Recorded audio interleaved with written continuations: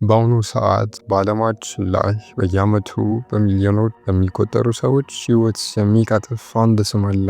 ካንሰር ካንሰር ካንሰር። ይህ ስም ሲነሳ ሁላችንንም ያስደነግጠናል። ነገር ግን ካንሰር ምንድን ነው? ከየትስ መጣ?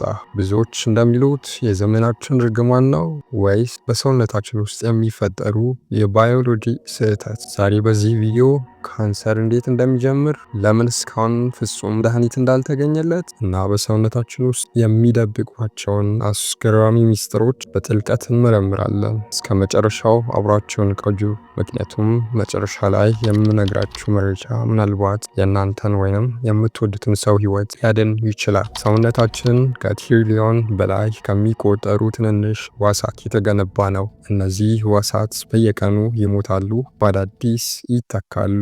ይህም ሂደት ዲኤንኤ በሚባለው የሰውነታችን መመሪያ መጽሐፍ አማካኝነት በጥንቃቄ ይመራል። ካንሰር የሚጀምረው በዚህ መመሪያ መጽሐፍ ላይ ስህተት ሲፈጠር ነው። አንድ ሕዋስ በትክክል መከፋፈል ሲያቅተው፣ መሞት ሲገባው አልሞትም ብሎ ሲያምፅ የካንሰር መጀመሪያ ይሆናል። እነዚህ አመፀኛ ሕዋሳት ያለምንም ቁጥጥር በፍጥነት ይባዛሉ።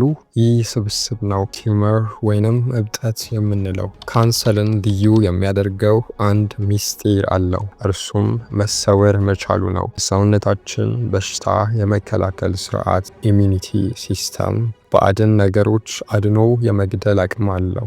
ነገር ግን የካንሰር ሕዋሳት የሰውነታችን አካል ስለሆኑ በሽታ ተከላካዩን እኔ እኮ የቤተሰብ አባል ነኝ ብለው ያታልሉታል። ከዚህም በላይ ሜታሲስ የሚባለው ሂደት ካንሰርን ከአንድ የሰውነት ክፍል ተነስቶ በደም ስር በኩል ወደ መላው ሰውነት ይሰራጫል። ይህ ካንሰርን ለመቆጣጠር አስቸጋሪ የሚያደርገው ትልቁ ሚስጥር ነው። ብዙዎቻችሁ እንደምትጠይቁት ለምንድነው በአሁኑ ዘመን ካንሰር እንዲህ የበዛው? ለዚህ 3 ዋና ዋና ምክንያቶች አሉ።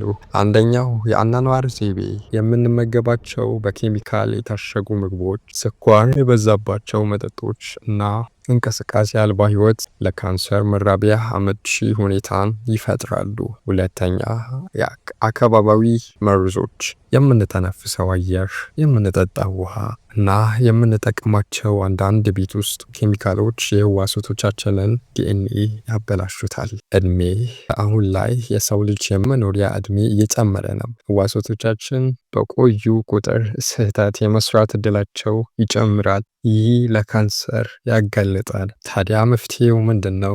የካንሰር ትልቁ ጠላት ቀድሞ መታወቅ ነው። ብዙዎች የካንሰር አይነቶች በመጀመሪያ ደረጃ ላይ ከተደረሰባቸው ሙሉ በሙሉ መዳን ይችላሉ። ሚስጥሩ ያለው ምርጫችን ላይ ነው። የተፈጥሮ ምግቦችን፣ አትክልት፣ ፍራፍሬ ማዘውተር፣ ከሱስ፣ ሲጋራ፣ አልኮል መራቅ፣ የሰውነት ክብደትን መቆጣጠር እና በየጊዜው ሕክምና ምርመራ ማድረግ። ሳይንስ በየቀኑ አዳዲስ ግኝቶችን እያገኘ ነው። አሁን ላይ ኢሚዩኖቴራፒ የተባለው አዲስ ሕክምና የሰውነታችንን በሽታ ተከላካይ ካንሰርን ለይቶ እንዲመታ ማሰልጠን ጀምሯል። ይህ ትልቅ ተስፋ ነው። ካንሰር አስፈሪ ሊሆን ይችላል፣ ነገር ግን በእውቀትና በጥንቃቄ እናሸንፈው እንችላለን። ሚስጥሩ ያለው ራስን በመጠበቅና መረጃን ለሌሎች በማካፈል ላይ ነው። ይህ ቪዲዮ ጠቃሚ ሆኖ ካገኙት ላይክ በማድረጋችሁን አትርሱ። ለጓደኞቻችሁና ለቤተሰቦቻችሁ ሼር በማድረግ የብዙዎችን ሕይወት ይታደጉ። በሌላ ቪዲዮ እስከምንገናኝ ጤናችሁን ጠብቁ። ጤና ከሁሉ ይበልጣልና ቸር ያቆየን።